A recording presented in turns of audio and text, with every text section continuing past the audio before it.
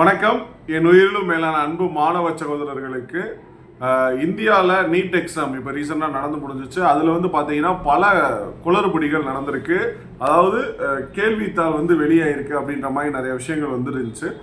நிறைய நியூஸில் நிறைய பேர் அரெஸ்ட் செய்யக்கூட பட்டாங்க. இப்போ ரீசெண்டான ஒரு விஷயம் என்ன அப்படின்னா, அது இப்போ கோர்ட்டில் வழக்காக நிறைய பேர் போட்டிருக்காங்க.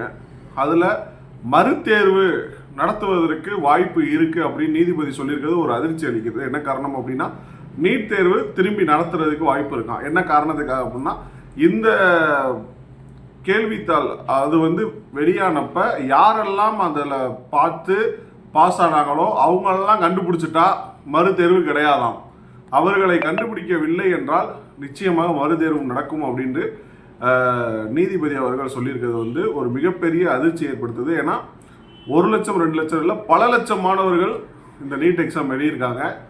அதில் எங்கேயோ ஒரு மூலையில் தப்பு நடந்ததுனால ஒட்டுமொத்த மாணவ சமுதாயத்தையுமே அது பாதிக்கக்கூடிய ஒரு விஷயமாக மாறிவிடும்.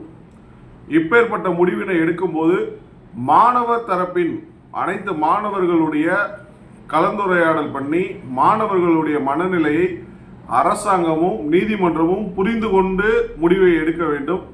தன்னிச்சையாக முடிவெடுத்தால் இதனால் பல லட்சம் மாணவர்கள் பாதிக்கப்படுவார்கள் என்பதை அனைத்து மாணவர்கள் முன்னேற்ற அமைப்பின் சார்பாக வேண்டி விரும்பி தமிழக அரசிற்கும் மத்திய அரசிற்கும் நீதிமன்றத்திற்கும் கேட்டுக்கொள்கின்றோம்.